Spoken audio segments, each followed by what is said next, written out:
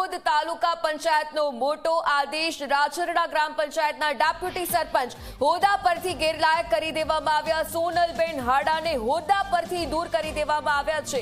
Ward number 5ની બેઠક ખાલી કરવા માટે જાહેરાત કરવામાં આવી। નિયત તારીખ બાદ 3 બાળકો હોવાથી જોગવાઈનો ભંગ થઈ રહ્યો છે। કાયદાકીય જોગવાઈના ભંગ બદલ ગેરલાયક ઠેરવવામાં આવ્યા।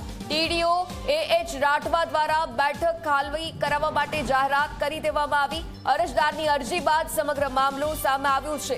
ઉપસરપંચની ચૂંટણી માટે પ્રથમ સભાની જાહેરાત કરવામાં આવી। સભ્યોને 3 દિવસ અગાઉ નોટિસ આપવા માટે પણ સૂચના। સંવાદદાતા ધ્રુવ ફોનલાઈન પર જોડાયા છે। વિગતે જાણકારી લઈએ તેમની પાસેથી। ધ્રુવ, જે રીતે સમગ્ર મામલો દાહોદ તાલુકા પંચાયતનો સામે આવ્યો છે, શું જાણકારી?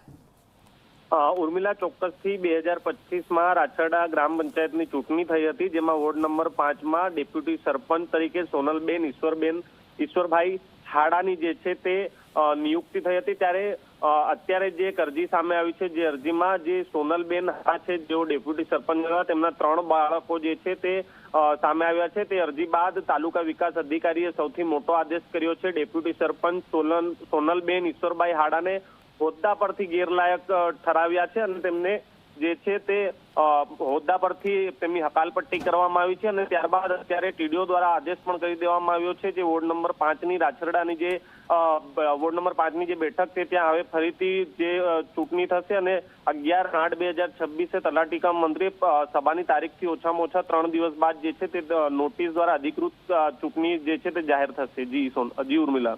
બિલકુલથી આભાર વિગતો સાથે જોડાવા બદલ।